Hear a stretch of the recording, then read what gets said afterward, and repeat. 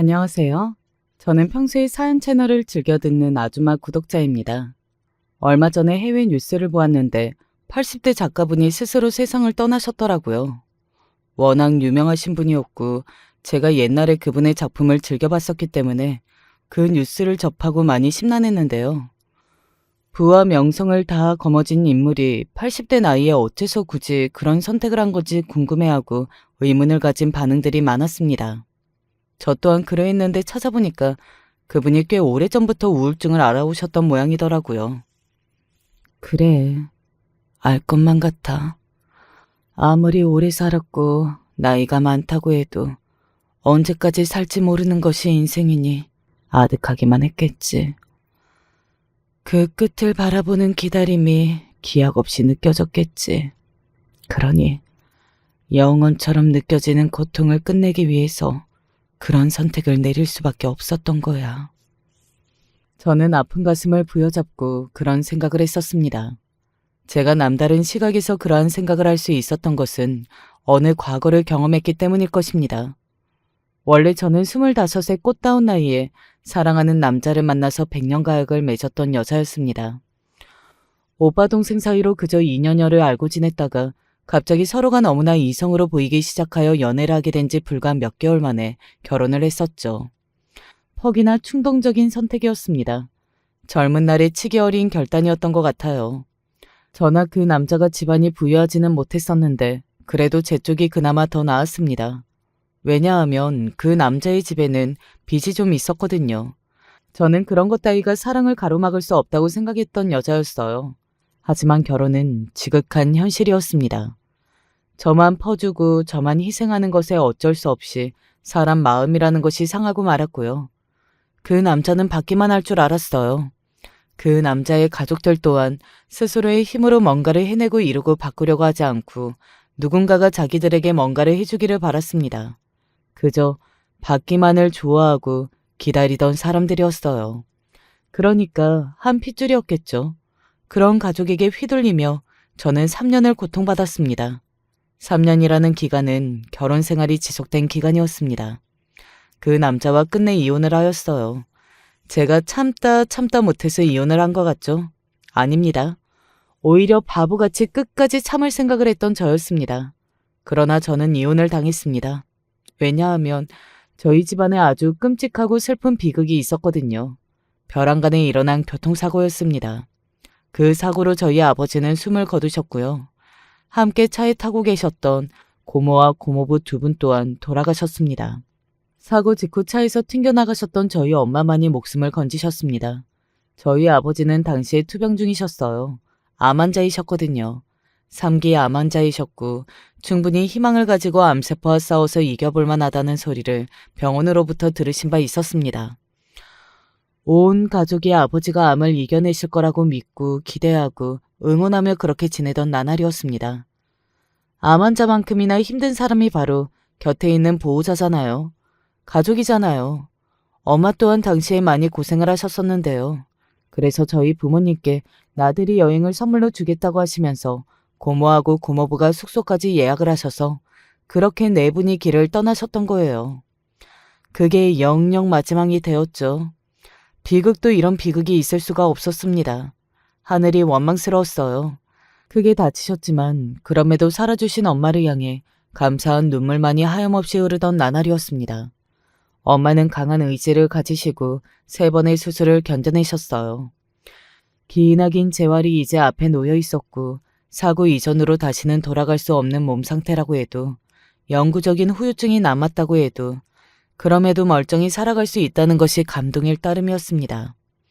그런 때 그 남자는 저에게 이혼을 요구했던 거예요. 몸이 아픈 장모와 함께 살 생각 따위는 추호도 없다고 하면서 질색을 했습니다. 저희 집안에 일어난 비극으로 지난 수개월간 본인은 극심한 고통 속에 시달리며 스트레스로 졸도할 뻔했던 위기가 수차례였다고 말했습니다. 너무 기가 막혀서 배신감이 너무나도 지독해서 차마 저는 그 앞에서 눈물도 흐르지 않았었죠. 더 이상 저에게 받아낼 것은 아무것도 없는데 본인이 계속 손해만 보게 생긴 것 같으니까 그게 싫어서 이혼하자고 하는 남자였습니다. 그 이전까지는 제가 찌질하다는 단어의 의미를 잘 모르고 살았던 사람이었는데 그 남자 덕분에 그 순간에 찌질한 게 뭔지 자연스레 알게 됐던 것 같아요. 남자가 그렇게나 찌질할 수는 없는 것이었습니다. 이런 남자와 결혼 생활을 유지하는 쪽도 너무 비참할 것 같아서 이혼하자는 요구를 거절할 수가 없었습니다. 저는 제가 20대의 마지막 29의 나이에 이혼녀 딱지를 달고 있을 거라고는 상상도 못하고 살았었기 때문에 한동안은 충격으로 멍하게 지냈었네요. 그러나 엄마를 위해서라도 제가 정신을 다잡아야 했습니다. 엄마를 생각하면서 버텼고 어떻게든 일상을 살아가고자 노력했었습니다. 살아있기에 사라지는 것이 인생 같다는 생각이 그 무렵에 많이 들고 있었죠. 그렇다면 살아가는 것 자체에 의미는 무엇인지 그걸 궁금해하면서 해답을 찾지 못한 채로 저는 30대가 되었습니다. 엄마는 굳이 말씀을 꺼내지는 않으셨으나 당신으로 인해 제가 이혼을 당했다고 생각을 하시며 그 부분을 무척 가슴 아파하셨습니다. 저는 그런 찌질한 남자 따위 제 인생에서 도려낸 것이 천만다행이었음을 시간이 갈수록 체감하고 있었으나 아무래도 엄마의 입장에서는 두고두고 가슴이 아플 수밖에 없었겠죠. 저야말로 가뜩이나 힘든 엄마에게 그 가슴에 대못을 박아넣은 불효녀가 된 것 같아서 죄소망하고 면목이 없을 따름이었습니다. 저는 종종 화장실에서 거울 속의 저를 보며 물었습니다. 다시 결혼이라는 걸 할 수 있을까? 남자를 믿고 평생을 함께하겠다는 약속을 또 할 수 있을까? 그럴 때마다 내렸던 답은 암만 해도 어려울 것 같다는 것이었습니다. 외롭고 지치고 힘들고 가끔은 말로 형용할 수 없는 미묘한 고독이 밀려와서 그런 것들 때문에 결혼을 하고 싶어질 때가 있기는 했습니다. 누군가 제 옆에 있어주면 좋겠더라고요. 또한 제가 결혼을 안 한 채로 계속 나이만 먹어가면 그게 엄마의 걱정거리로 계속 자리를 잡을까봐 그게 싫기도 했습니다. 하지만 믿었고 사랑했기에 결혼했던 남자에게서 싸늘히 버림을 받았던 경험은 저를 두려움 속으로 밀어넣었어요. 그 어떠한 희생과 불합리함도 저는 다 감당하며 결혼 생활을 했었는데 그런 저의 헌신을 상대가 조금 더 알아주지 않았다는 것에서 오는 미칠 것 같은 허무함도 큰 몫을 하였고요. 그래서 결혼은 어려울 것이라고 항상 답이 나왔었는데 정해진 운명을 제가 거스를 수는 없는 모양이었습니다. 정말 놀랍게도 35 나이에 지금의 남편을 만났으니까요. 실패투성이었던 첫 결혼 때로부터 정확히 딱 10년이 지났을 때였습니다. 35, 아직은 추웠던 봄날의 남편을 처음 만났고 이상하리 마치 이 사람이다 라는 느낌을 받았습니다. 저보다 2살 많은 남편 역시도 거의 처음부터 제가 편안하고 익숙한 느낌마저 들어서 저와 결혼을 해야겠다는 생각을 했었다고 해요. 그러니 인연은 남다를 수밖에 없는 것 같습니다. 운명 같은 직감이 딱 들었거든요. 그 운명적인 느낌을 거스를 수 없어 그해 연말에 남편과 결혼을 했습니다. 결혼식은 아주 조촐하였고 그러나 행복이 넘치는 현장이었습니다. 굉장히 아담하고 소박하지만 그런대로 수수한 멋이 있었던 결혼식장이었고 혼주석에 곱게 한복을 차려입으신 엄마가 너무 아리따워서 그래서 눈물이 났습니다. 엄마의 빈자리는 비어 있었습니다. 돌아가신 아버지의 자리를 남겨둔 것이었죠. 빈 자리를 바라보며 남편과 함께 인사를 올릴 때 뜨거운 눈물이 흘렀어요. 신랑 측의 혼주석 또한 자리는 2개였으며 하나는 비어진 상태였습니다. 시아버지께서는 남편이 중학생일 때 돌아가셨다고 합니다. 당시 50대 초반이셨는데 현장 일을 뛰러 멀리 출장을 가셨다가 뒤풀이로 술자리를 가지셨던 다음 영원히 깨어나지 못하셨다네요. 평소에도 술을 무척 즐기셨던 분이었고 건강관리하는 담을 쌓고 지내셨던 분이었기에 주변에서는 놀랍지 않다는 반응이었다고 해요. 남편은 당시에 기분이 씁쓸하고 그런데 많이 슬프지는 않아서 그게 이상한 것 같아서 심란해하였는데요. 반면 아주버님은 후련해하는 기색이 역력하였다고 합니다. 잘 가셨구만. 더 오래 질질 끌지 않고 이쯤에서 인생을 마감해 주셔서 눈물나게 감사합니다, 아버지. 제가 태어나서 정말 처음으로 아버지한테 진심으로 감사 인사를 드리는 거예요, 지금. 아시겠어요? 시아버지의 영정 앞에서 아주버님이 그렇게 후련한 감상을 내비치셨던 것에 남편은 내심 깜짝 놀랐었고요. 형제가 나이 터울이 큽니다. 정확히 10살 차이가 나요. 이미 그때 아주버님은 20대 중반이셨던 건데요. 일찍이 시아버지의 술주정, 다혈질, 장단 맞추기 힘든 성격 같은 것들 때문에 아주버님은 불만이 많았던 자식이었죠. 시아버지께서 그런 분이셨다면 가장 고통받았을 인물은 고민할 거 없이 당연히 배우자인 시어머니셨을 겁니다. 시어머니께서는 막말이 일삼는 것은 기본이고 손버릇까지 나쁜 남자를 잘못 만나 결혼하신 죄로 계속 고통받으며 지내오신 바였어요. 그러나 그럼에도 시어머니께서는 멈추지 않고 눈물을 흘리시며 시아버지를 애도하셨다고 합니다. 이 불쌍한 사람, 이렇게 갈 거 그동안 왜 그렇게 살았어요? 겨우 이렇게 떠날 거였으면 왜 그렇게밖에 못 살았냐고요? 꼭 그래야만 했어요?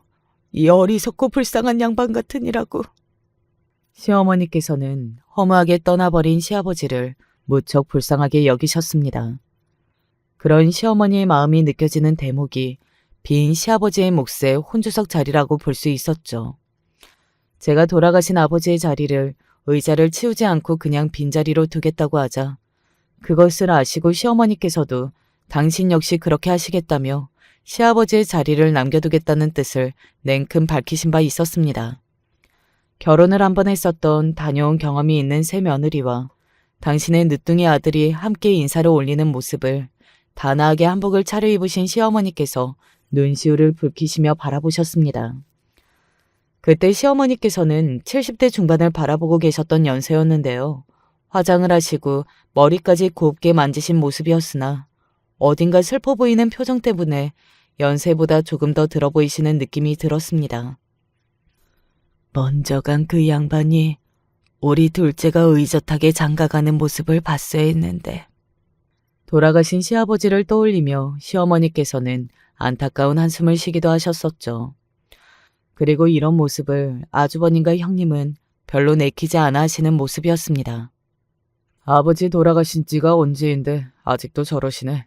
그리고 아버지가 돌아가셨기 때문에 그 이후로 우리가 다 별일 없이 평탄하게 살아왔다는 걸 어머니는 진짜로 모르시는 거야?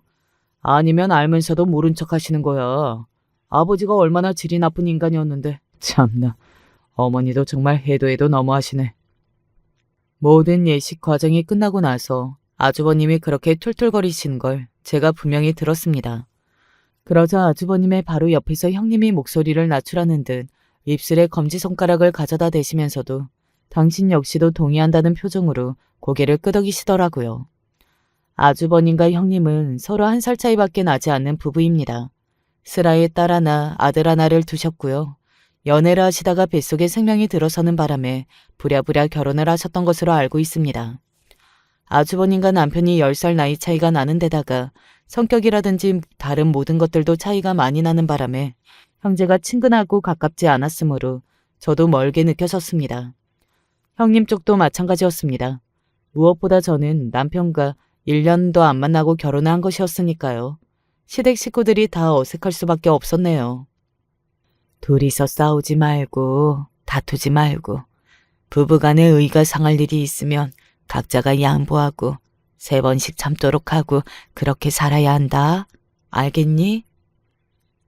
결혼식의 모든 것이 다 끝나고 시어머니께서는 저희 부부 앞에서 그렇게 말씀하셨습니다. 간절한 표정과 목소리가 짠하게 느껴져서 저는 시어머니께 반드시 그러겠다고 약속을 드렸습니다. 안심을 시켜드리고 싶더라고요. 그러자 남편도 단호하게 알겠습니다 하면서 시어머니를 안심시켜드렸습니다. 그제야 시어머니께서는 한결 편안해진 기색으로 돌아서셨었죠. 옛날이나 60대면 늙은 거고 70대 백발 노인들이지 그런 시대는 지나갔고 좋기 80대는 되어야 진짜로 나이든 연령대라고 생각하는 시대잖아요. 그래서 저는 그날 시어머니의 뒷모습을 보면서도 생각을 했었어요. 연세보다 더 기력이 없어 보이신다고요. 남들은 저 나이에 외부 활동이다 뭐다 하면서 왕성하게 움직이며 지냈고 아직도 인생 현역이라는 느낌이 강하던데 유독 제 시어머니께서는 혼자 옛날뿐 마냥 기력이 떨어져 보인다는 기분이 들었습니다. 내가 어머니께 신경을 좀 쓰고 지내야겠구나. 가급적 꼭 그래야겠어. 그런 기분들이 자꾸 들고 말았던 것은 제가 시어머니께 잘하려는 마음이 있었기 때문일 것입니다. 남편은 초혼이었지만 저는 재혼인 입장이었고 저희 엄마가 몸이 좀 불편하신 상태였으며 결혼하고 나서 엄마를 홀로 둘 수 없었기에 바로 근처에서 사실상 같이 사는 수준으로 그렇게 결혼 생활을 시작하게 됐는데 이 모든 것을 시어머니께서 용인해 주셨다는 것 자체가 저로서는 무척 감사하게 생각되었기 때문입니다. 아무리 자식의 혼기가 찰 만큼 다 찼다고 하여도 귀한 늦둥이 아들을 저 같은 조건의 여자에게 장가 보낸다는 것은 그리 내키지 않은 일이었을 것이 자명했으니까요. 그래서 저는 흔쾌히 허락을 해주셨던 시어머니께 감사한 마음이 있었습니다. 서로 사는 곳이 가깝지는 않았어요. 2시간이 좀 넘게 걸리는 거리였으니 사실 멀다고 표현을 해야 더 정확하겠네요. 시어머니의 댁과 아주버님, 형님네가 같이 사는 곳은 서로 넉넉 잡아 20분 정도 걸리는 거리였었고요. 아주버님과 형님은 작은 아파트에 살고 계셨고 시어머니께서는 빌라에 살고 계셨는데요. 도심을 벗어나자마자 바로 나오는 한적한 시골 동네의 초입에 있는 5층짜리 빌라였습니다. 엘리베이터가 없었고 평수가 넓었죠. 시어머니께서는 그곳에 2층에 거주를 하셨고요. 원래 옛날부터 그 빌라에 사셨던 것은 아니었고 남편이 딱 30이 되던 해에 그곳을 구입하여 이사를 하셨던 것입니다. 전에 거주하셨던 곳은 거의 30년을 머무르셨던 낡은 주택이라 내부 공간은 좁고 여름에는 찜통이고 겨울에는 얼음장이며 점점 더 관리하기가 어려워지고 있어서 남편은 진작에 그 집에서 그만 사셨으면 하고 바라면서 시어머니의 이사를 원했었다고 합니다. 시어머니께서는 추억이 깃든 집이라며 아쉽다고 하셨지만 그 발언을 들으신 아주버님께서 울컥하셨다고 하고요. 추억이요? 무슨 놈의 추억이요? 어머니 혹시라도 아버지가 살아계셨을 때의 일을 말씀하시는 거라면 집어치우세요. 아주버님께서는 이래나 저래나 정말이지 시아버지라면 치가 떨리는 모양이었습니다. 그걸 재차 실감하면서 남편은 자기 형과 자기가 같은 배에서 태어났고 같은 집안에서 자라온 친형제임에도 너무나 다르고 인생도 전혀 다르게 사는 것 같다는 기분이 들었다네요. 낡고 오래된 주택은 천만다행히도 사겠다는 사람이 나타나서 덕분에 시어머니께서 새 집을 구해 이사를 가실 수 있었습니다. 이때 남편이 2천만 원을 시어머니께 드렸다고 하네요. 부끄럽지만 당시에는 그게 내가 내놓을 수 있는 최선이었던 것 같아. 그런 돈이 있어서 시어머니께서는 요긴하게 보태실 수 있었고요. 그래서 제가 그 이야기를 듣고 궁금해져서 그럼 아주버님과 형님은 그때 돈을 얼마나 보태셨냐고 했더니 1,000만 원이라고 했습니다. 다시 말씀을 드리지만 아주버님은 제 남편보다 10살 위입니다. 그리고 장남입니다. 제 남편은 그 당시에도 꽤 떨어진 지역에서 일을 다니고 있었습니다. 반면 아주버님과 형님은 시어머니와 옆 동네에서 살고 계셨습니다. 그런데도 1,000만 원이었습니다. 남편이 2천만 원을 내놨는데 어떻게 반밖에 안 내놨다는 건가요? 애들이 있으니까 애들한테 들어가는 돈이 많아서 그랬다고 하더라. 여윳돈이 별로 없는 상황이었다네. 저는 남편의 말을 듣고 이 사람이 참 순진한 생각을 하고 있다고 느꼈습니다. 여윳돈이 없어도 비상금은 있었던 게 아니었을까요? 다 떠나서 저는 이게 성의의 문제라고 느꼈어요. 마음이 안 좋더라고요. 남편은 전문대를 나와서 이런저런 일을 전전하다가 성실함 하나를 무기로 자리 잡고서 근무를 해온 사람이었습니다. 집에서 이렇다 할 지원을 받은 적이 없었으므로 항상 자기가 벌어서 자기 자신을 책임져야 하는 시간을 보내온 바였죠. 아주버님이라는 사람은 본인보다 한참 어린 친동생이 하나 있으면 잘 챙겨줘야 했을 텐데 전혀 안 그러셨더라고요. 더군다나 시아버지가 돌아가신 지 오래였잖아요. 그렇다면 아주버님께서 가장 노릇을 하면서 어린 친동생에게 아빠 같은 형이 되어주셨으면 좋았을 일입니다. 하지만 전혀 안 그러셨다는 게 신기했네요. 본인의 인생만 딱 챙기면 그만이신 분이었어요. 하긴 그래. 자기 자식들이 있으니 그쪽이 우선이겠지. 딱 자기 내 식구만 챙기는 성향이 강할 수도 있으니까 이해는 가. 남편의 말 맞다나 그 집에 자식들이 있었으니 충분히 그럴 수 있다고 이해를 해보려고 했습니다. 그런데 제가 황당한 사실을 알게 됐던 거예요. 저희 부부가 결혼 생활에 첫 걸음을 내딛었던 신혼집은 저희 엄마가 계신 곳과 걸어서 불과 5분 거리였습니다. 또한 남편의 회사로 한 번에 가는 버스가 오는 위치이기도 했습니다. 남편은 버스를 타고 다니게 됐으니 돈을 절약하게 됐다면서 무척이나 좋아했었죠. 저와 결혼하기 이전에는 남편이 중고로 산 승용차 한 대를 끌고 다니면서 원룸 생활을 했었습니다. 그렇게 살았던 것이 벌써 기억도 안 난다면서 신나게 버스를 타고 다니는 남편을 보면서 저는 웃음이 났었죠. 저렇게 단순하고 소박하고 착한 사람이 있을까 싶었습니다. 버스를 탄다고 해도 금방 가는 게 아니라 거리가 멀어서 거의 40분을 넘게 갔습니다. 자차를 끌면 20분 정도 걸리는 거리였고요. 그럼에도 싱글벙글하면서 버스를 타러 나갔던 남편이었고 승용차는 저보고 편하게 끌고 다니라면서 이미 차 키를 제 화장대 안에 넣어준 지 오래였습니다. 제 차는 자그마한 경차였는데 그것보다 넓으니 짐을 넣고 다니기에도 또 엄마를 모시기에도 남편의 차가 더 나았거든요. 엄마는 사위를 잘 두었다면서 행복해 하셨습니다. 고맙고 그러면서도 미안하고 우리 사위만 생각하면 눈물이 날 것 같네. 이런 진국인 사람을 우리 딸은 어떻게 만났나 싶어. 우리 딸이 원체 진국이니까 그런 착한 사위도 만났던 거겠지. 솔직히 결혼하자마자 자기 장모님과 바로 근처에 살고 싶은 남자가 흔할까 싶었네요. 쉽지 않잖아요. 그런데 남편은 항상 저희 엄마를 편하게 만들어 주었습니다. 먼저 다가갔고요. 그러나 부담스럽지 않게 정말 선을 잘 지키면서 예의 바른 사위의 모습을 보여주었어요. 엄마는 사위 생각만 해도 흐뭇하고 뿌듯해서 밥을 안 먹어도 배가 부른 기분이라는 극찬을 해주셨습니다. 저는 결혼을 정말 잘했다는 생각이 들어서 기뻤고요. 엄마의 얼굴에 웃음꽃을 피워준 남편에게 저도 더욱 잘해야겠다는 마음이 자연스레 들었죠.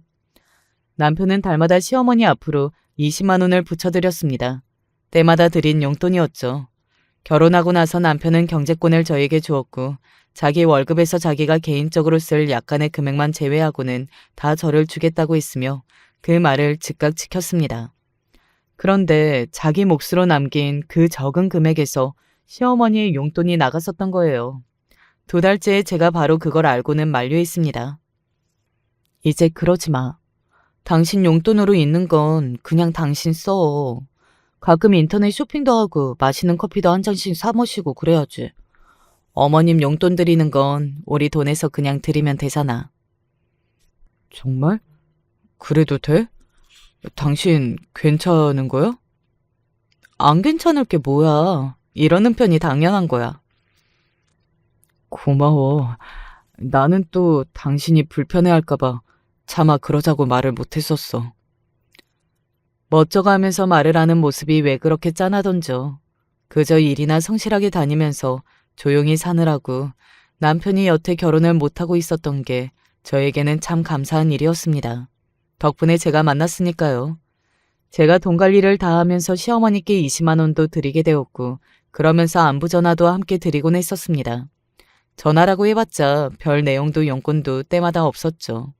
그리고 시어머니께서는 통화가 좀 길어질 것 같으면 스스로 놀란 소리를 내시면서 마무리를 하시곤 했었어요. 아이고 내 정신 좀 봐라. 지금 내가 전화기를 이렇게 붙잡고 있을 때가 아니었는데 이만 끊자. 너도 네 일 봐야지. 저는 그래서 처음에는 시어머니께서 항상 통화 중에 뭔가 하실 일이 떠올라서 그런 줄로만 알았습니다. 하지만 가만히 생각을 해보니까 언제나 그러실 확률이 얼마나 될까 싶더라고요. 그러면서 알게 됐던 거예요. 통화가 길어지면 며느리가 불편해할까봐 시어머니께서는 그걸 방지하고자 하셨던 것입니다.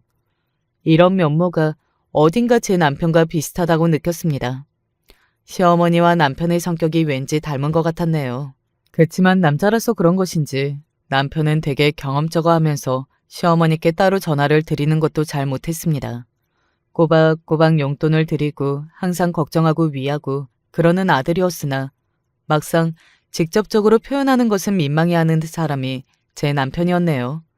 저희 엄마는 이런 남편의 모습에 대체로 남자들은 그럴 수 있다고 하면서 이해를 하셨습니다. 차라리 장모님을 향해서는 싹싹하게 잘 굴지만 모친에게 직접적으로 마음을 표현하려니 어색하고 부끄러워서 그렇게 못하는 남자들이 있다고 하더라고요. 하지만 부모는 그런 걸 다 알기 마련이니 시어머니께서도 당신의 늦둥이 둘째 아들이 얼마나 사려 깊은 자식인지 다 알고도 남으실 거라고 엄마는 그렇게 보셨습니다. 엄마의 의견을 듣고 나서 저는 더욱 남편의 효심을 추켜 세워주기로 했어요. 묵묵한 게 멋지다고, 당신 같은 사람이 진짜 백이 효자인 거라고, 예전에 2천만 원 내놨던 것도 생각할수록 대단했던 거라고 막 그런 식으로 여러 이야기를 하던 참이었습니다. 어쩌다 보니까 시어머니께서 살고 계신 그 빌라 얘기로 번져갔는데 당신 명의로 집 하나 들고 계셔서 든든하실 거라는 소리를 제가 했더니 문득 남편이 이런 대답을 하는 거예요. 그런데 그 집이 어머니 단독 명의는 아니야. 그때부터 뭔가 기분이 싸하더라고요. 안 좋은 예감이 들었죠. 그게 무슨 소리야? 단독 명의가 아니라니. 그러면 설마 어머님이 자식들까지 공동 명의로 하셨던 거야? 그러셨는데 나는 아니고 우리 형만. 뭐라고? 아주버님이... 그럼 그 집이 어머님하고 아주버님 공동 명의였어? 아니 왜? 대체 왜? 무슨 이유로? 어째서? 깜짝이야. 당신 왜 이렇게 갑자기 흥분하고 그래? 답지 않게 놀랐잖아. 흥분 안 하게 생겼어? 나야말로 놀랐으니까 이러는 거지. 어떻게 그 집이 아주버님하고 공동명의일 수가 있어? 예전 집 처분하고 그 집 구하자고 처음에 말 꺼낸 것도 당신이라면서. 예전 집 내놓고 이리저리 부동산 알아보고 바쁜 와중에도 먼 길 오가면서 당신이 다 했었다는 거 아니야? 아주버님은 아무것도 안 하셨다면서. 그때는 애들 때문에 많이 바빴나 봐. 정신이 없었지. 애들? 그래. 그 애들 때문에 돈도 아주버님 내는 꼴랑 1,000만 원을 어머님한테 드렸잖아. 당신은 2천만 원 드렸는데. 그런데도 어떻게 그 집이 아주버님하고 공동명의야? 나는 이해가 안 돼서 그래. 그리고 내가 이 소리는 너무 쪼잔한 것 같아서 안 하려고 했었는데 아주버님은 어머님한테 용돈 드려? 드리고는 있어? 내가 저번에 우리 결혼식장에서 우연치 않게 좀 들은 게 있었는데 형님이 가끔 어머님한테 10만 원씩 드리는 것 같더라. 매달 아니고 가끔. 무슨 일이 있으면 그럴 때마다 10만 원을 드리는 거야. 그런데 당신은 항상 20만 원씩 드려왔었고 무슨 일이 있으면 추가로 더 드렸었잖아. 이건 객관적으로 봐도 당신이 더 어머님한테 잘해왔던 건데 어떻게 명의는 아주버님일 수가 있어? 이게 말이나 돼? 이유가 대체 뭐야? 그건 형이 나보다 한참 나이도 많잖아. 장남이니까 어쩔 수 없지. 장남이라서 그렇다고? 그게 이유야? 와, 세상에. 나 진짜 어머님도 다시 봤다. 그런 분이실 줄은 몰랐어. 나는 그 집, 그 빌라 탐이 난다든가 재산이라든가 그런 건 관심이 없어. 생각 없는데 나는 당신이 제외됐는데 아주버님만 공동명의라는 그 사실 자체가 너무 속상해서 그래. 너무하잖아. 내가 다 서럽네. 제가 그때 좀 감정적이기는 했어요. 남편을 생각하니까 속상했거든요. 남편은 돈을 벌겠답시고 어떻게든 살아보겠답시고 항상 외로운 타지 생활을 해왔습니다. 저와 결혼하기 전까지 13년 정도를 그렇게 지냈거든요. 스스로 벌어서 스스로 해결해오는 인생이었고 그러면서도 알뜰살뜰하게 살면서 저축하고 시어머니 용돈 챙겨드리고 비상금 따로 모으고 그런 와중에 조카들한테 뭔 일 있으면 거기에도 용돈 줘가면서 그렇게 살아왔는데 홀대를 받는 것 같아서 그게 너무 속상했어요. 받기 위해서 주는 행위는 한 건 아니었겠죠. 대가를 기대하고서 그랬던 것은 아닐 것입니다. 가족이니까 그랬던 거예요. 하지만 끝도 없이 주기만 주고 받는 것은 없으면 사람은 허무해지다 못해서 자존감이 떨어지더라고요. 제가 겪어보고 경험해봤던 사람이었기에 잘 알았습니다. 퍼주기만 하다가 정작 제가 어려운 상황이 되자 버림받았던 옛날 결혼 생활이 떠올라서 제 남편의 상황에 너무 몰입이 되더라고요. 내 걱정을 하는 거라면 나는 정말 괜찮아.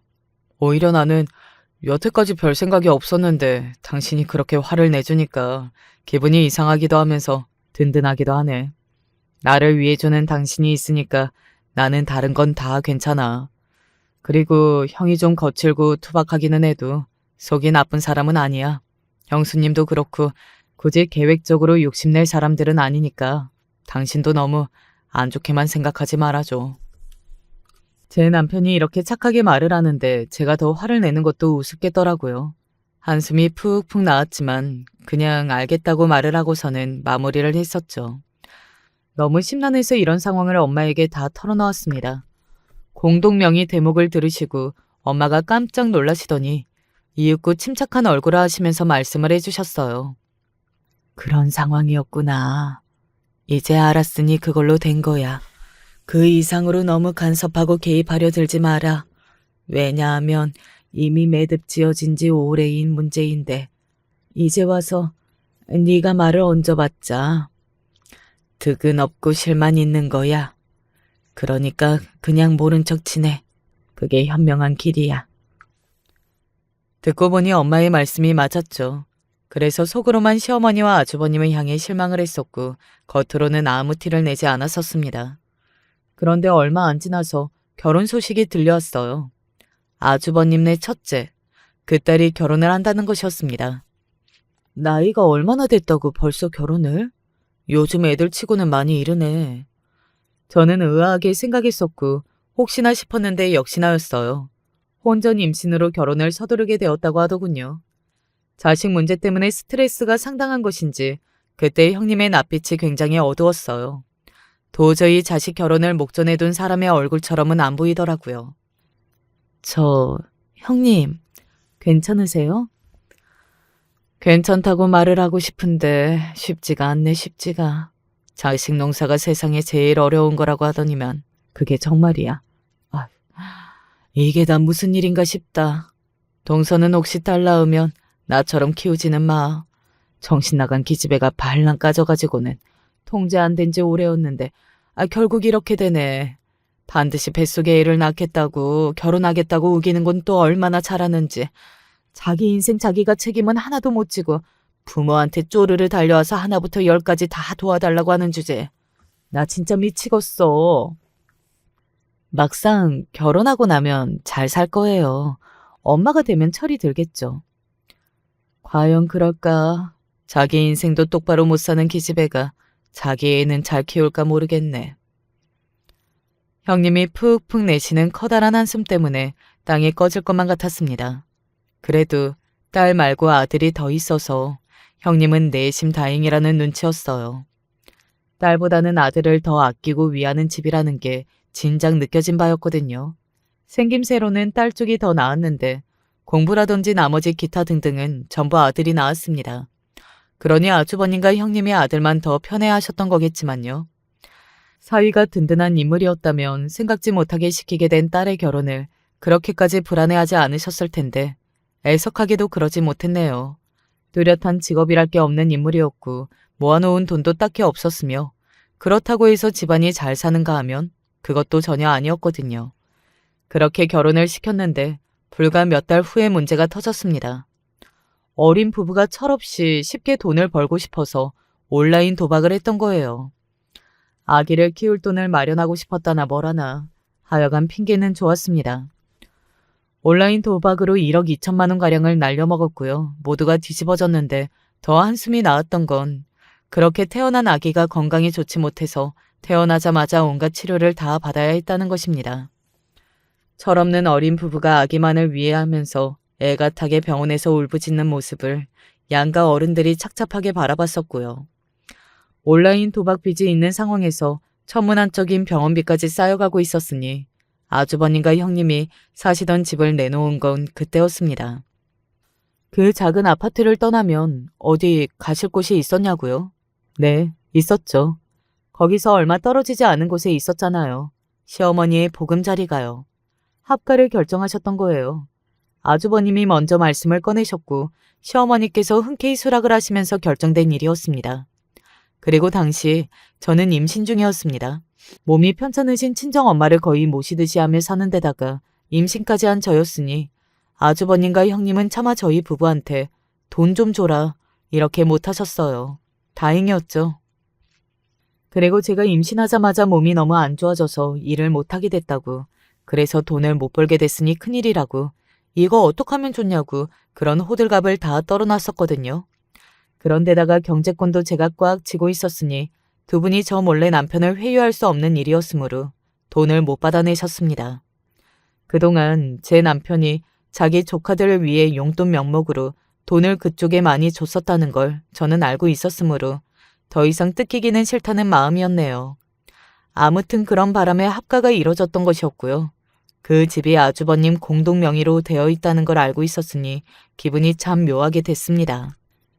이러다가 시간이 흘러서 자연스레 아주버님이 그 집을 차지하시는 걸로 끝나겠구나. 그런 예감이 들더라고요. 오히려 잘된 흐름이 아닐까 싶어서 별로 상관하지는 않았습니다. 저희 부부는 이왕이면 딸이 좋겠다고 했었고 저희 엄마만 아들이면 좋겠다고 했었는데 뱃속의 아기가 자기 외할머니의 바람을 들었던 것인지 아들이 나왔습니다. 아주 건강했고요. 아들은 엄마를 닮는다는 속설까지 무시한 채 갓난아기 적부터 제 남편을 빼닮은 모습이었습니다. 그래서인지 남편이 눈에서 꿀이 뚝뚝 흘렀어요. 얼마나 육아를 잘해주었던지 모릅니다. 제가 출산을 하고 나서 후유증이 심해서 몸이 좋지 못했었는데 엄마가 바로 곁에 계시고 남편이 아기를 너무 잘 봐주니까 덕분에 무사히 그 시기를 넘길 수 있었던 것 같아요. 임신과 출산, 그리고 너무 길어졌던 산후조리까지 몇 년이 정신없이 아주 쏜살같이 흘러갔습니다. 시어머니의 팔순이 되었는데 형님이 식당 공간 대여를 알아보셔서 그렇게 하기로 했어요. 동서, 입금은 여기 계좌로 해주면 돼. 정한 건 그쪽에서 다 했고 금액도 알아서 정리를 해서 돈을 붙이라고 하기에 그냥 따랐습니다. 딱 보니까 아주버님과 형님이 손해를 절대로 안 보시게 짜놨던데 굳이 지적하지는 않았네요. 어쨌거나 시어머니를 모시고 사시는 분들이잖아요. 평소에 수고가 얼마나 많겠어요. 그 점을 남편도 언제나 고맙게 생각하고 있었습니다. 팔순잔치의 주인공이신 시어머니께서는 이상하게도 결혼식 날 배웠던 인상처럼 꼭 슬퍼 보이셨습니다. 그리고 많이 늙으셨더라고요. 언제 이렇게 늙으셨나 싶어서 마음이 안 좋았습니다. 잡수시는 것도 얼마 못 하셨고요. 형님, 혹시 어머님이 평소에 식사는 어떻게 하고 계세요? 그냥 보통으로 잘하고 계시는데? 왜? 동서가 갑자기 그런 걸 왜 물어? 내가 못 챙겨드리고 있을까봐? 네? 아니에요. 기력이 없어 보이셔서 그냥 궁금했던 거예요. 늙은 노인네가 다 그런 거지 뭐. 형님이 쏘아붙이시는 것에 제가 깜짝 놀랐으나 그냥 말투가 원체 그러신 분이라고 생각하고 넘겼습니다. 제가 시어머니 옆으로 갔더니 형님이 자꾸만 제 쪽을 감시하듯 쳐다봐서 저는 그 시선을 모른 척하고 있다가 형님이 화장실에 갔을 때 그제서야 슬그머니 시어머니께 말씀을 드렸습니다. 어머님, 요새 좀 건강은 어떠세요? 식사는 잘 하시고요? 매일매일이 똑같아. 기력 없고 살맛이 안 나고 비슷하구나. 네? 어머님, 소고기라도 따로 좀 잡수시는 게 좋겠는데요. 제가 소고기 좀 보내드릴게요. 형님한테 말씀드릴 테니까 그거 드세요. 아이고 아니다. 됐다. 번거롭게 뭘 그러니? 에이, 뭐가 번거로워요. 전혀 아니에요. 그런데 너는 잘 지내니? 일전에 봤을 때보다 안색이 더 낫구나. 그때는 갑자기 제가 불면증이 와서 잠을 하도 못 자서 그랬어요. 지금은 괜찮아요. 잠도 잘 자고요.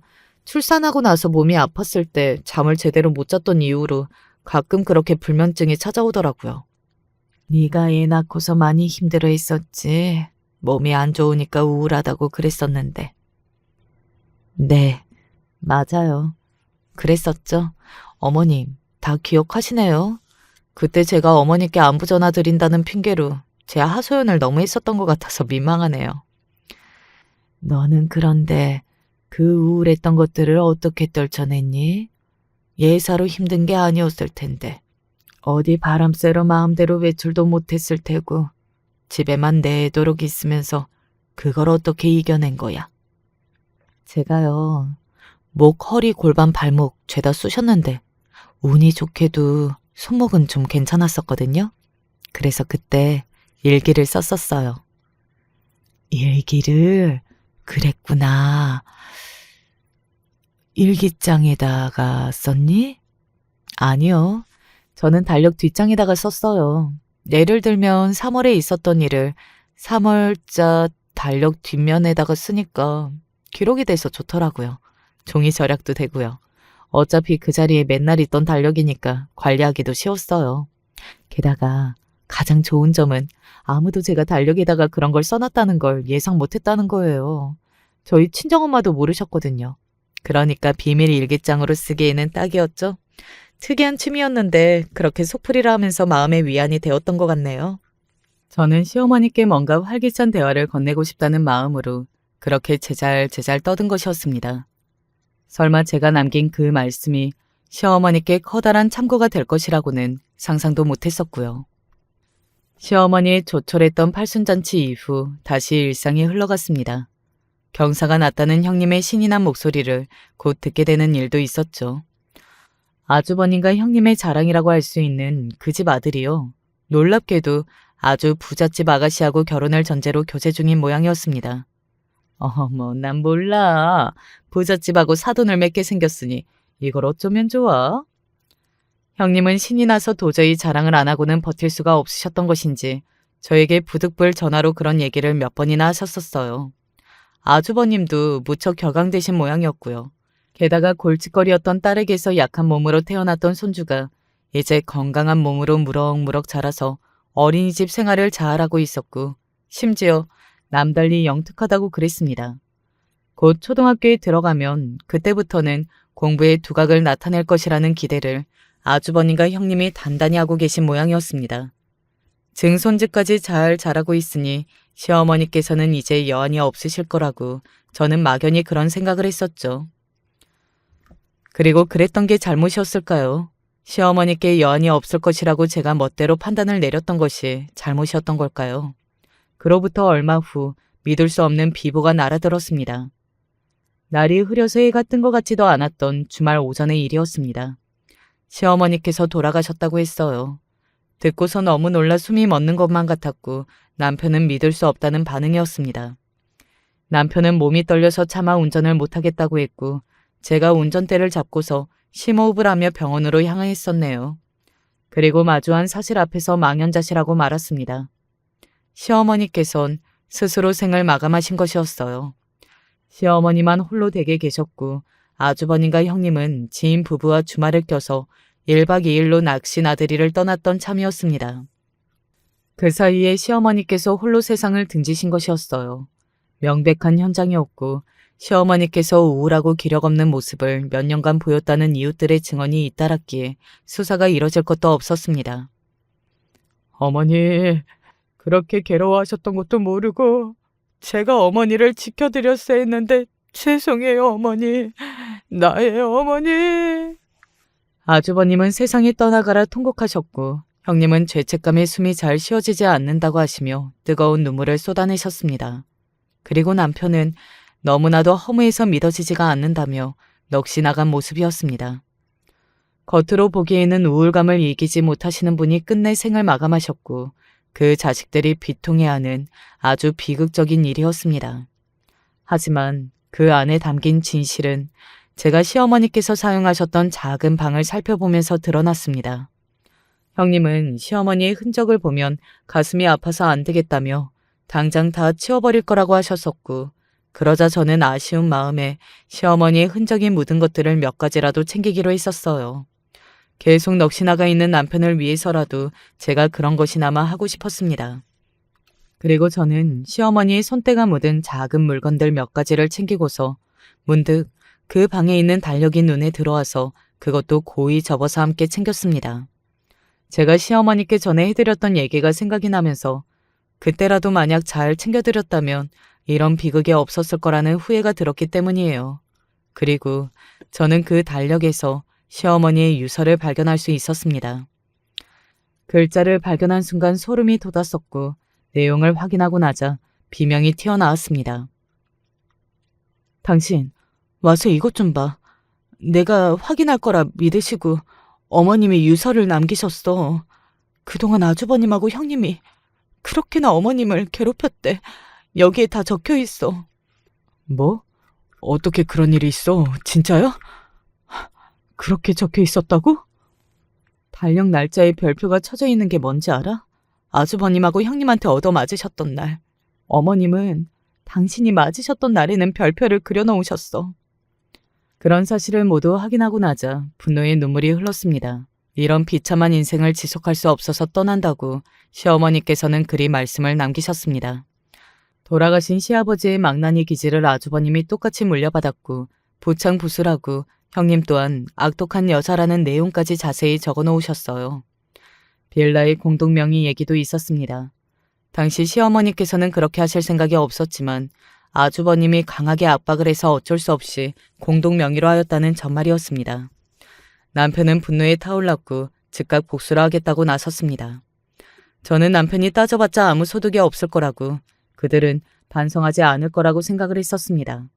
하지만 착한 남편의 반전은 그때부터였습니다. 가장 소중한 것에 흠집을 내서 피눈물을 나게 만들어 줄 거야. 제대로 작정을 한 남편은 그야말로 거침이 없었습니다. 아주버님과 형님이 딸을 골칫거리로 여겼으나 그 딸에게서 난 손주는 정말 예뻐하셨죠. 똑쟁이라고 하시면서 눈에 넣어도 아프지 않다고 하셨습니다. 남편은 사람을 써서 그 손주가 다니는 어린이집에 소문이 다 나도록 했습니다. 거기 다니는 아이들의 엄마들이 다 알도록 했던 거예요. 그 지역 동네의 엄마들이 활동하는 인터넷 카페에 소문이 쫙 퍼졌습니다. 노모를 악랄하게 괴롭혀 죽음으로 몰고 간 짐승이라는 표현은 사람들의 호기심을 자극하기에 충분했죠. 그리고 그 손주는 정말 영특했거든요. 머리가 좋았어요. 그래서 그 소문이 어떤 것인지, 왜 친구들이 우리 엄마가 너랑 놀지 말래 라고 하는지 이해를 했습니다.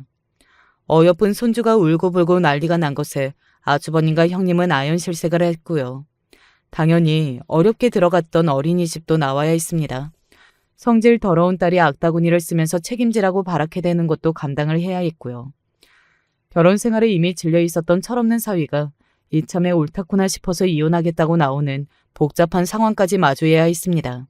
게다가 부잣집과 사돈을 맺는 줄로 알고 행복했었는데 그 꿈도 깨졌습니다. 그 아들과 결혼 준비를 하고 있던 부잣집 아가씨한테 남편이 모든 진실을 전했거든요. 당장 파혼을 당했죠. 자랑스러운 자기 아들이 원망의 저주를 쏟아내는 모습을 아주버님과 형님은 처절한 심정으로 감당해야만 했습니다. 심지어 결혼이 깨진 것에 충격을 너무 심하게 받은 아들이 회사도 그만두고 신변 정리를 마친 뒤 다짜고짜 외국행 비행기를 끄는 것에 아주버님과 형님은 거의 실신할 지경이었습니다. 아들 하나만 바라보고 살았다고 해도 과언이 아닌데, 그런 아들이 상심이 너무 커서 가족들과 연을 끊겠다고 하면서 아예 외국으로 나가버렸으니까요. 형님은 울부짖으면서 저희 부부를 원망했어요. 너희가 그랬지. 너희밖에는 없어. 너희가 그런 거잖아. 무슨 말씀을 하시는지 모르겠네요. 우리가 노인네 하나 못 살게 군 거 가지고 너희가 지금 꼴랑 그걸로 트집 잡아서 이러는 거잖아. 아니야? 세상에. 형님이 설마 돌아가신 어머님을 형님이 못 살게 구셨나요? 아주버님하고 두 분이서 그러셨던 거예요? 어머님이 그래서 돌아가신 거였구나. 어떻게 사람이 그럴 수가 있어요? 시끄럽게 뭐라는 거야? 제가 딱 잡아떼면서 오히려 따져 물었더니 당황한 형님이 기세에 눌렸습니다. 이제 그들에게는 남은 게 없었어요. 살아있으니 사는 것일 뿐 산다는 것에 의미가 없어 보였죠. 남편은 지난날의 후회가 되는 만큼 앞으로는 더 잘 살아서 돌아가신 시어머니 보시기에 부끄럽지 않은 인생을 살겠다고 했습니다. 저는 그런 남편의 곁을 평생 든든히 지켜주기로 약속했죠. 그 약속이 변함없이 이어지고 있는 오늘날입니다. 제가 이런 곳에 사연을 쓰게 될 줄은 꿈에도 몰랐습니다. 30년 전 돌아가셨던 아버지가 저를 이렇게 살리실 줄은. 오랜만에 집 청소를 하고 밥을 안 치는데 왜 이렇게 눈물이 나던지. 보잘것없는 이야기일 수도 있으나 제 이야기를 해보겠습니다. 엄마의 얼굴은 사진을 보지 않으면 하나도 기억이 나지 않습니다. 아버지로부터 어머니가 저를 무척이나 많이 사랑했다는 이야기는 귀가 아프도록 전해 들었지만 어머니는 제가 5살이 되던 시절에 큰 병에 걸려서 몇 개월간 앓다가 돌아가셨거든요. 그래서 전 어머니 사랑 한번 제대로 못 받아본 채 어머니를 잃어야 했습니다. 어머니의 장례식에 간 것조차 희미합니다. 사실 너무 어렸을 때 어머니가 돌아가신지라 남들처럼 어머니에 대한 사랑과 그리움이 있냐고 하면 아니라고 생각을 합니다. 다만 아주 가끔 옛날에 찍은 사진들을 보았을 때 저 그리고 동생을 소중히 안고 있는 어머니를 보면 어렴풋하게 어머니가 지금까지 살아있었으면 얼마나 좋았을까 하고 일어나지도 못할 일을 상상해보는 것이 전부입니다. 아무튼 일찍이 엄마를 여인관계로 저와 남동생은 아버지 밑에서 살았습니다. 아버지가 아주 잘 사시는 편은 아니었지만 그래도 저랑 남동생이 배 안 굶고 먹고 살아갈 정도는 되었습니다. 요즘에야 능력 있는 사람들은 차고 넘치지만 당시 저희 아버지처럼 시골에서 오래 사신 분들은 보통 농사를 짓는 일을 하는 게 전부였는데 저희 아버지는 젊은 시절부터 공부를 하고 스스로를 발전하는 데 무척이나 큰 관심을 가지고 있었다고 해요. 그래서 시골에 있으면서도 절대 공부를 소홀히 하지 않았다고 합니다. 덕분에 나중에 서울 올라와서 제법 큰 일자리를 얻게 되었고 수시로 해외 출장을 다녀오실 정도로 능력 있는 분이었어요. 물론 어머니가 돌아가신 뒤 아직 어린 저와 남동생 때문에 한동안은 아버지도 섣불리 출장을 나가시지는 못했지만 그래도 아버지의 능력과 실력이 인정받는 덕분에 홀아버지 밑에서 자람에도 불구하고 저와 남동생은 크게 힘들지 않고 성장할 수 있었습니다. 필요한 거나 사고 싶은 거 있으면 꼭 이 아빠한테 말해야 한다. 알았지? 알겠어요, 아버지. 아버지는 옛날 분들 같지 않게 자식들에게 참 다정하셨습니다. 어쩌면 어머니가 일찍 돌아가셨기 때문에 아직 어렸던 저희를 신경 써주시는 것도 있겠죠. 하지만 어쨌든 아버지가 그렇게 저희를 사랑해 주신 덕분에 어머니가 없는 빈자리는 있을지언정 아버지 하나만 보고도 충분히 살아갈 수 있었습니다. 저도 동생도 아버지가 저희를 위해 얼마나 노력하는지 잘 알고 있었기 때문에 학교 다니면서 말썽 한번 부리지 않았어요. 안타깝게도 저는 공부에는 큰 재능이 없어 성적이 잘 나오지는 못했지만 남동생은 공부를 하는 것도 좋아했고 기본적으로 머리도 좋은지 조금만 노력을 해도 훨씬 괜찮은 성적을 받아왔죠. 그래도 저희 아버진 편애 한 번 한 적이 없으셨습니다. 이야, 우리 수키랑 창이 둘 다 아주 잘했구나. 이 아버지가 다 기특하네. 아주 잘했어. 늘 그런 말씀으로 저희를 다독이실 뿐이었어요. 셋뿐이 없는 가족끼리 서로를 보듬을 줄 알고 배려할 줄 알았기 때문에 저희는 나름대로 작은 행복에도 크게 웃을 줄 아는 가족이었습니다. 하지만 하늘이 저희의 행복을 질투라도 한 걸까요? 어머니가 어릴 적 돌아가셨듯 비극은 갑작스럽게 저희에게 몰아닥쳤습니다. 저희가 점점 커가면서부터 아버지는 다시 예전처럼 해외 출장을 종종 나가시고는 했습니다. 보통 한 번 나가면 적어도 3일에서 4일, 늦으면은 2주 가까이 집에 오시지 않은 날이 많았기 때문에 저나 남동생은 아버지가 해외 출장에 가는 걸 별로 좋아하지 않았습니다. 아빠, 안 가면 안 돼요? 가끔 그렇게 투정을 부리면 아버지는 저와 남동생을 웃으며 안아주며 아빠 금방 올게 하고는 훌쩍 비행기를 타고 저 먼 나라로 떠났습니다. 안 그래도 형제가 많은 편이 아니기에 아버지가 없는 집은 제법 쓸쓸한 감이 없지 않았어요. 그래도 동생이 있었기에 하루하루 아빠는 언제 올까라고 생각을 하며 버텼습니다. 그러던 어느 날 당시 15이었던 전 아빠를 배웅하러 나갔다가 조금 충격적인 광경을 목격하게 되었습니다.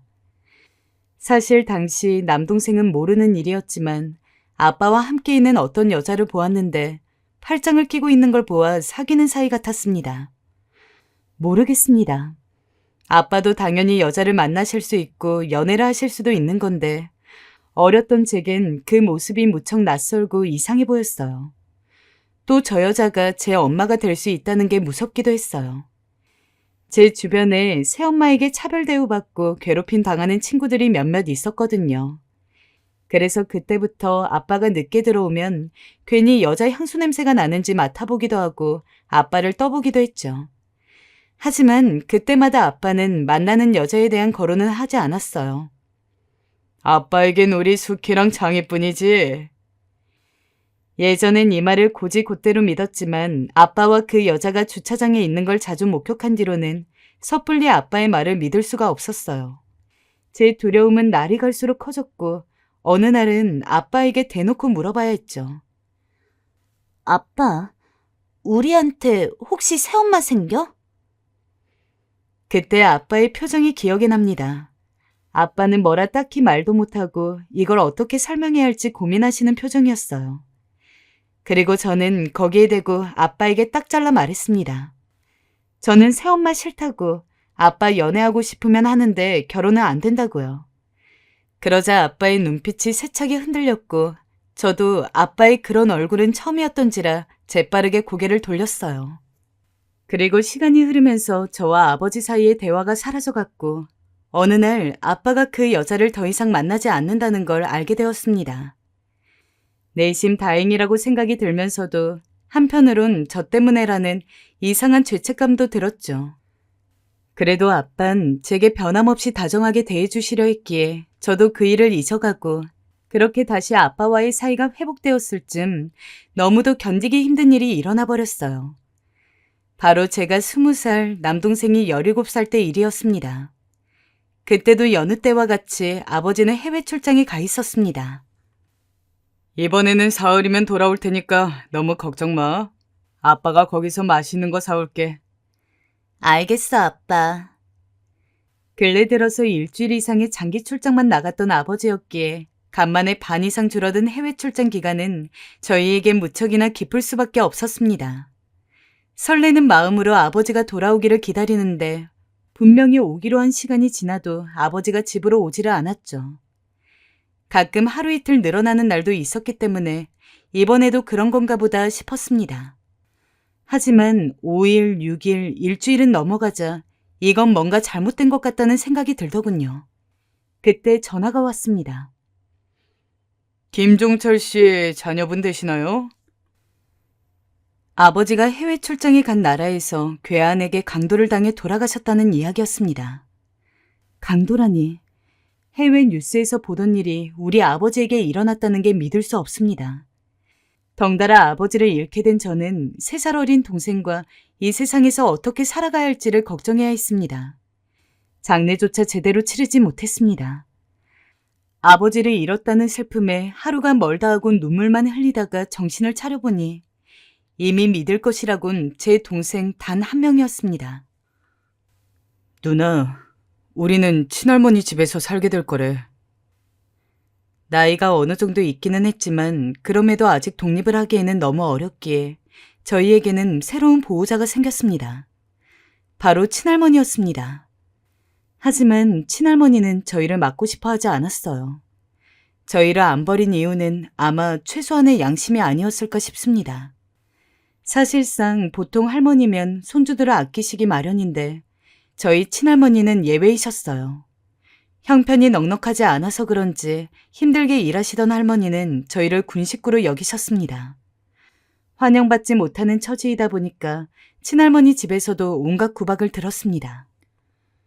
그 나이 먹고 가시네가 제대로 할 줄 아는 게 뭐니 너는?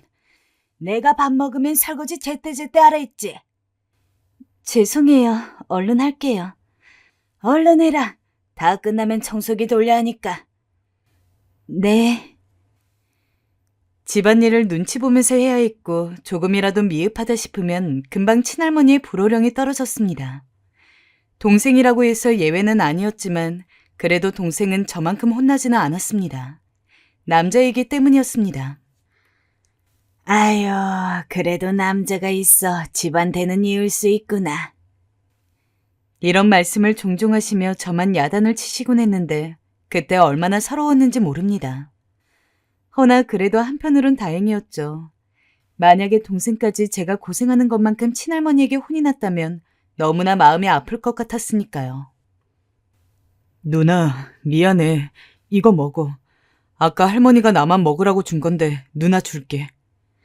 아니야, 이걸 왜 날 줘. 너 먹어. 아니야, 누나 먹어. 저희 남매는 보통 남매 같지 않게 사이도 참 좋았어요. 둘이서 부모를 함께 여의어서 그런지 남은 가족은 오로지 서로뿐이라 생각하며 살았으니까요. 남동생은 학교에서 뭘 받아오기라도 하면 그걸 먹지 않고 가방에 담아놨다가 할머니도 아닌 절 주곤 했습니다. 저도 장에 나갈 때 맛있는 게 있으면 우리 창이 줘야지 하고선 주머니에도 넣어가지고 왔고요. 그렇게 서로를 보듬어주는 존재가 있어 그 힘든 시기를 버티고 지나올 수 있었던 것 같습니다. 할머니도 가끔씩 저희처럼 아버지 존재를 그리워하시곤 했는데 그때마다 굉장히 신경이 날카로워지셨습니다. 그때만큼은 남동생도 할머니의 구박을 피해갈 수 없었죠.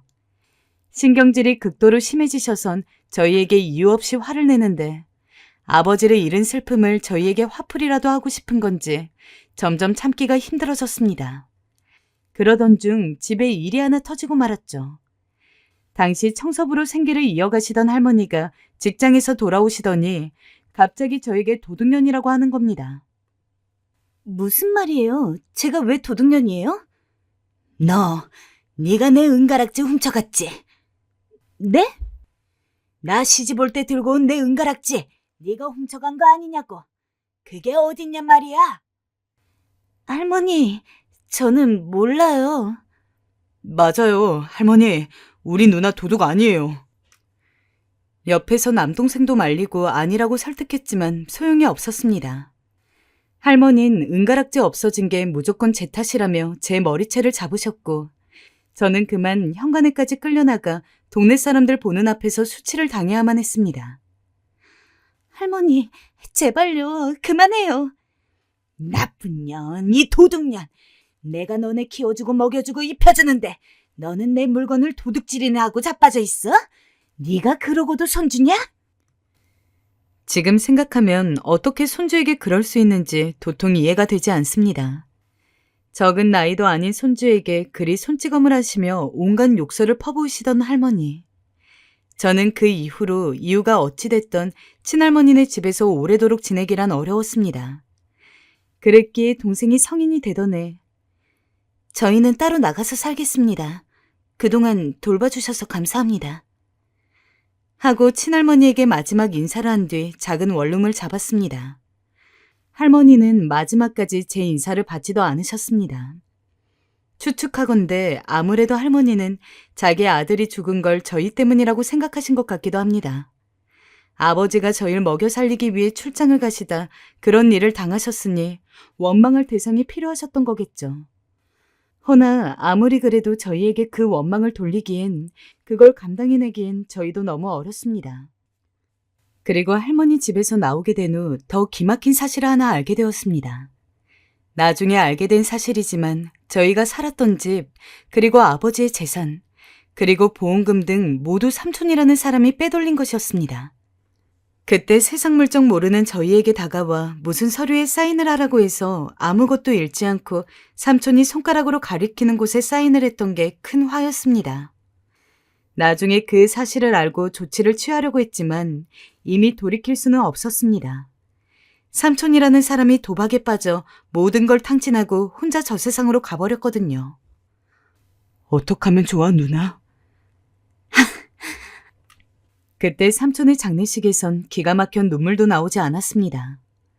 스스로 생을 등졌다고 하는 삼촌 장례식엔 저희 말고 딱히 손님이 많이 오지도 않았는데 그 이유를 알겠더군요.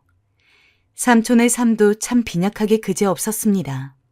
도박에 빠진 뒤로 가족도 버리고 친구도 버리고 살아가셨다고 하니까요.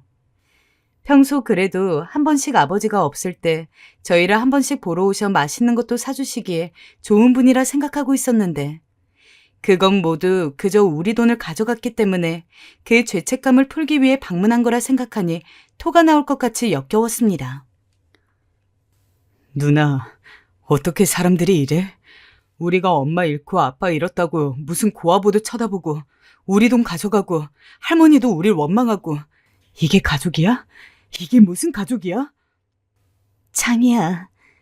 난 정말 다 지긋지긋해. 남동생은 당시 사람들에게 상처를 아주 많이 받았습니다. 그도 그럴 것이 가족이라는 사람들이 하나같이 뒤통수를 치고 저희에게 상처 주는 말을 해댔으니 그 분노를 억누를 길이 없었죠. 그리고 그건 저도 마찬가지였어요. 세상에 누구 하나 믿을 수 있는 사람이 없구나 하는 불신이 생긴 게 그때부터였으니까요. 오로지 어떻게든 저희 힘으로 먹고 살아야 했습니다. 땡전 한 푼 없는 가운데서 남들처럼 그래도 밥 먹고 살려면 뭐라도 해야 했죠. 그때부터는 동생도 저도 각자 먹고 살 길 찾느라 참 바빴어요. 당시 어느 직장에 격리로 취직을 했는데 야근도 불사하고 열심히 일을 했고 회사가 끝난 후엔 남동생과 함께 부업을 했어요. 그래도 우리 이번 달 이렇게 일하면 돈 좀 모이겠다, 창이야. 그러게, 누나도 너무 수고했어. 몸도 많이 아팠을 텐데 너무 고생했어. 녹초가 되어서 집에 들어오다 보니까 어릴 때처럼 웃으며 떠들 시간도 없고 힘들 때마다 돌아가신 아버지 생각 그리고 어머니 생각은 났지만 제가 뭐 어떻게 할 수 있는 것도 없었기에 애써 차오르는 눈물을 꾹 참고 일에만 매진했습니다. 제 주변 사람들이 저 일하는 거 보고 정말 돈독 제대로 올랐다 라고 혀를 찰 정도였습니다. 하지만 저는 돈독이 오른 게 아니었습니다. 동생과 밥이라도 제대로 챙겨 먹으면서 살려면 그렇게 하지 않고는 버틸 수 없는 환경이었기 때문이었습니다. 물론 외로웠습니다. 그냥 외로웠다고 말하기도 어려울 만큼 정말 처절하게 외로웠어요. 너무 많은 업무로 몸은 군데군데 쑤셔오고 나를 위한 소비나 하나도 하지 못하며 그렇게 사는데 어느 날엔 이게 사는 건가 싶더라고요. 슬금슬금 우울함이 몰려오면서 가만히 벽만 쳐다보고 있어도 눈물이 나는데 이걸 털어놓을 사람이 없었어요. 일을 하면서 사회에서 만난 이들과는 진심으로 마음을 줄 사람이 없었고 학교를 다닐 적에 사귀었던 친구들은 제가 친할머니와 살게 되면서 전부 뿔뿔이 흩어졌습니다.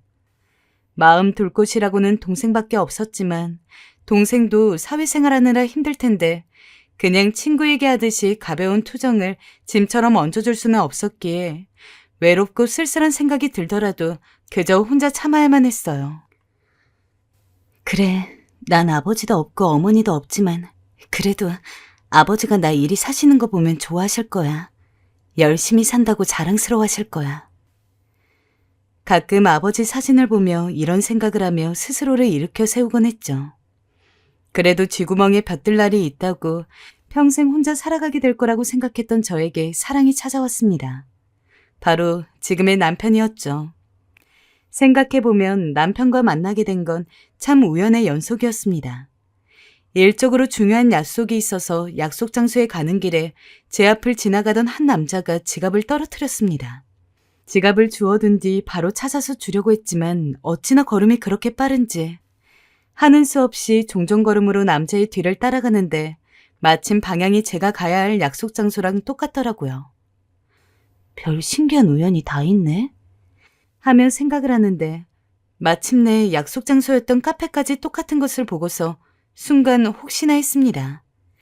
그래서 남자가 자리에 앉자마자 빠르게 옆으로 가서는 혹시 오늘 3시에 약속 있던 하고 말끝을 흐렸습니다. 제 물음에 맞다고 고개를 끄덕이는 남자에게 주었던 지갑을 건넸고 맞은편에 앉아 이야기를 나누었습니다. 지갑을 떨어뜨린지도 몰랐다며 고맙다고 하는데 그동안 업무적으로 여러 사람들 만나봤지만 이런 상황은 처음이라 웃음이 나더라고요. 당시 남편도 그렇게 생각을 했던 모양인지 저희는 일 이야기를 하면서도 중간중간 서로의 개인적인 것들에 대해서도 질문을 하고는 했습니다. 그날에 우연히 인연이 되어서 저희는 연애를 시작하게 되었고 딱 5년 뒤에 결혼까지 했습니다. 덕분에 저와 남동생 둘이 살던 집에서는 남동생이 혼자 살게 되었고 저는 원래 집에서 멀지 않는 곳에 새 신혼집을 잡고 남편과 단둘이 거주하게 되었죠. 누나, 잘 살아. 매형 좋은 사람인 것 같으니 나도 이제 한시름 덜겠다. 창이야, 누나 잘 살게. 결혼식 날 서로를 그렇게 부둥거리며 남동생과는 그런 말을 주고받았습니다. 유일한 가족이던 남동생이 제 결혼식을 보며 가장 많이 울었는데 남동생은 지금도 그런 말을 하곤 합니다. 누나가 결혼할 때가 가장 슬펐고 또 가장 애틋했다고요. 그 뒤로 남동생도 결혼을 했고 좋은 철을 만나 저도 마음을 놓게 되었습니다.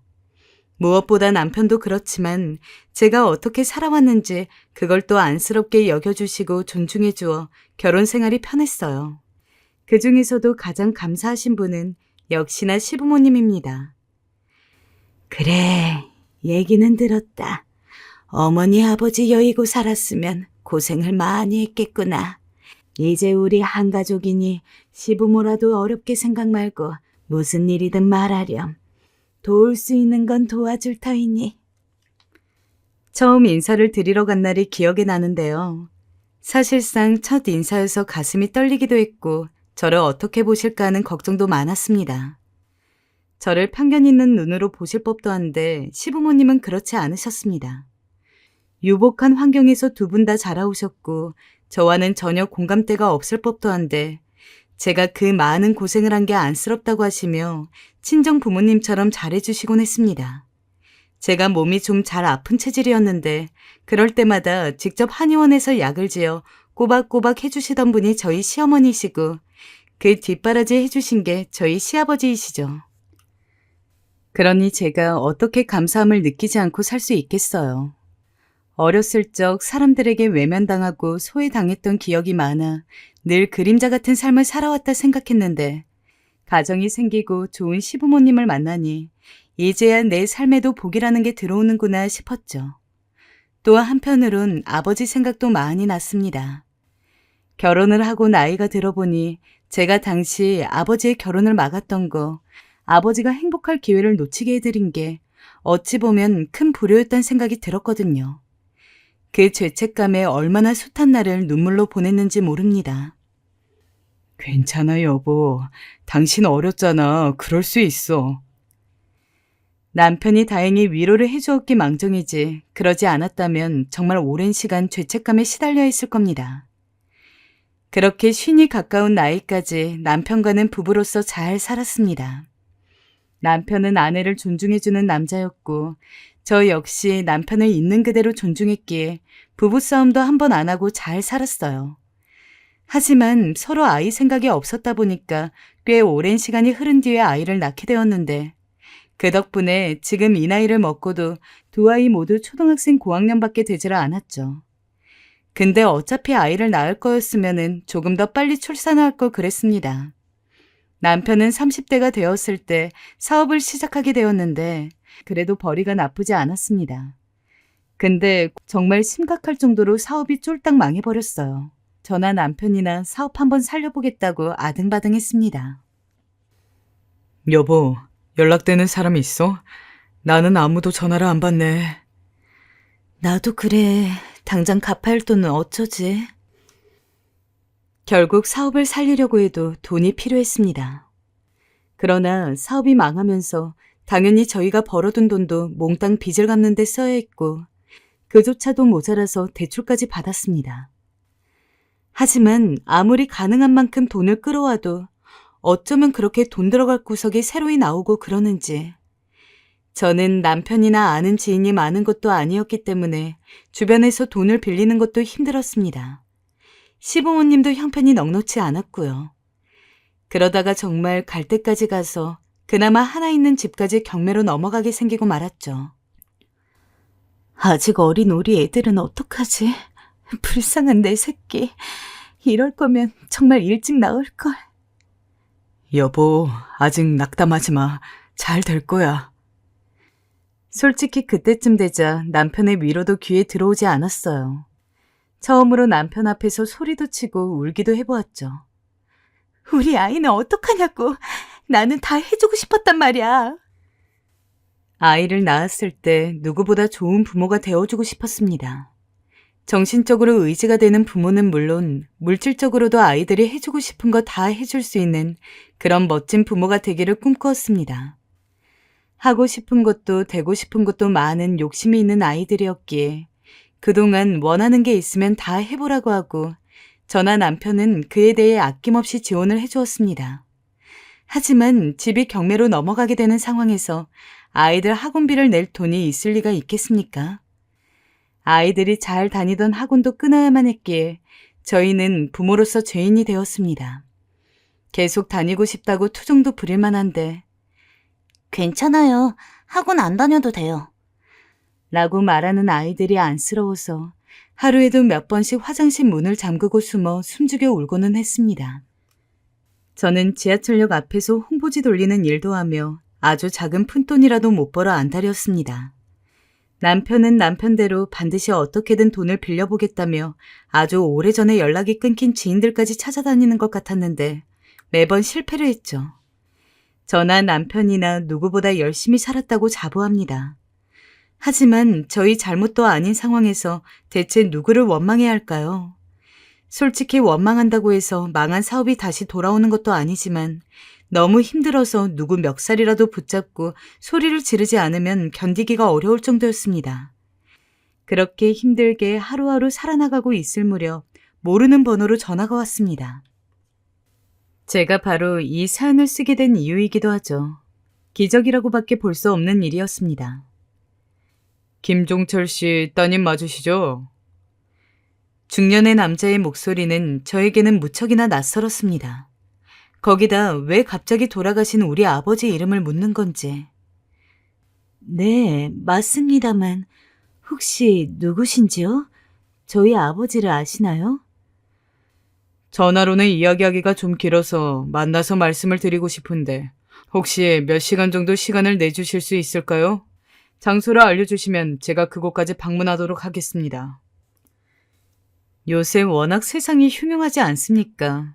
그래서 나쁜 쪽으로 의심을 하기도 했습니다. 남편도 걱정을 했고요. 허나 돌아가신 지 거의 30년이 지난 아버지 이름을 알고 있다는 부분에서 어쩐지 한 번은 제가 직접 얼굴을 봐야 할 것 같았어요. 그래서 집 근처에 있는 카페 주소를 알려주고 시간에 맞춰서 준비해서 나갔습니다. 가만히 앉아서 녹차 한 잔을 마시면서 기다리니 저랑 비슷한 또래의 남성이 다가오고는 아까 전화 드렸었는데 김종철 씨 따님 맞으시죠? 라고 하길래 맞다고 대답을 하고는 앉으라고 권유를 했습니다. 혹시 얼굴을 보면 아는 사람일까 싶었지만 목소리가 낯설었듯 얼굴도 낯설었습니다.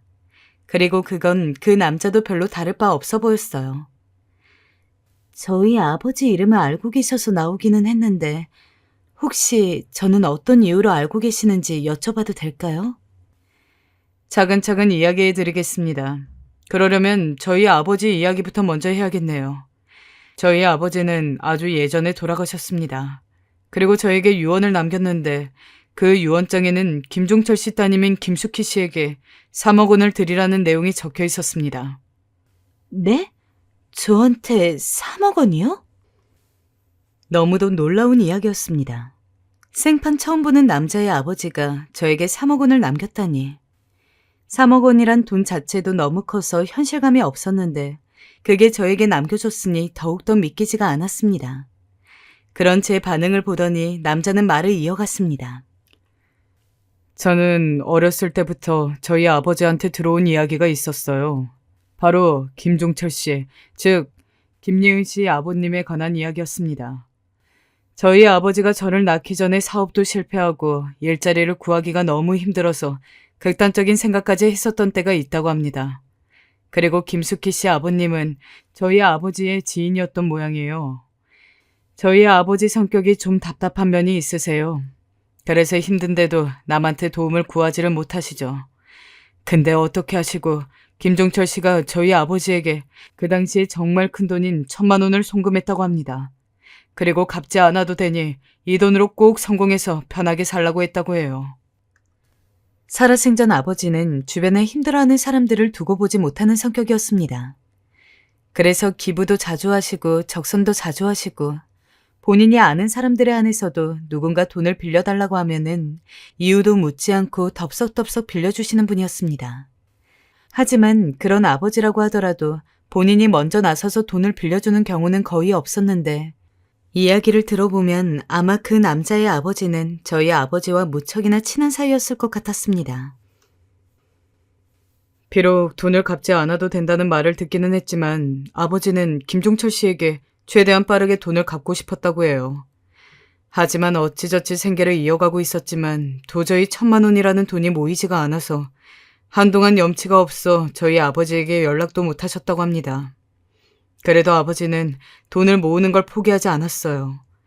그러다가 우연치 않게 사업이 잘 되어서 아버지가 큰 돈을 벌었고 그제서야 아버지는 수키 씨 아버지에게 연락을 하려고 했다고 합니다. 하지만 이미 그때는 김종철 씨가 돌아가신 이후였다고 했죠. 네, 저희 아버지가 돌아가신 지 30년 정도가 지났으니까 꽤 일찍 돌아가신 편이었습니다. 그 뒤로 아버지는 가슴속에 묻어만 두었다고 합니다. 그런데 1년 전부터 큰 병에 걸려 투병 생활을 하시면서 김수키 씨한테 자신이 받은 은혜를 갚아줘야 한다고 생각하셨던 것 같아요. 저에게 계속 그 이야기만 하셨거든요. 근데 계속 기회만 엿보고 있다가 아버지가 갑자기 돌아가시는 바람에 아들인 제가 수키 씨에게 대신 그 은혜를 드리려고 만나자고 한 겁니다. 저는 한동안 말을 잇지 못했어요. 어떻게 받아들여야 할지 잠시 혼란스럽기도 하고 어찌 이런 일이 생겼을까 신기하기도 했죠. 남자는 저를 찬찬히 보다 제게 계좌번호를 물어봤습니다. 너무 당황스럽기도 했지만 저도 경제적으로 궁핍하다 보니 어느 순간 제 입에서는 계좌번호가 흘러나오고 있었습니다. 그리고 채 몇 분도 지나지 않아 핸드폰에 띵동 알람 소리가 들려서 확인해 보니 1억도 2억도 아닌 무려 3억이 들어있었죠. 이미 3억을 줄 거라고 들은 상태이기는 했지만 직접 통장에 찍힌 숫자를 보는 것은 느낌이 달랐습니다. 제가 아무런 말도 못하고 있자 남자는 말을 이었습니다. 처음 아버지가 받은 돈은 1,000만 원이었지만 본인이 가장 힘들고 좋지 않은 생각까지 하던 상황에서 부탁도 하지 않았는데도 불구하고 선뜻 주어진 돈이었기에 아버지는 돌아가시기 전까지도 그에 대해 무척이나 감사하고 계셨어요. 그렇기 때문에 돈을 받은 지 오래 지난 세월에 대한 이자 겸 미안한 마음과 고마운 마음까지 합해서 꼭 3억을 전해주라고 저에게 이야기해 주셨습니다. 그런데 멍하니 그 돈을 보고 있는데 문득 제 결혼식 때가 생각이 났습니다. 당시 남편과 결혼을 할 때 지인이 많이 없었던지라 무척이나 조촐한 결혼식을 했었는데 5만 원, 10만 원, 대부분 사람들이 내는 축의금 금액 사이에서 무려 1,000만 원을 넣어준 사람이 있었습니다. 누군지 알고 싶었지만 봉투에는 그저 아빠의 친구라고만 쓰여 있었기에 저는 그분에게 감사 인사 한번 할 수가 없었죠. 대체 아빠 친구 중에 누가 나한테 1,000만 원이라는 돈을 축의금으로 보냈을까? 평소 아버지의 주변 관계에 대해서 알 일이 없었기 때문에 궁금해한다고 해도 제가 알아낼 수 있는 방법은 없었습니다.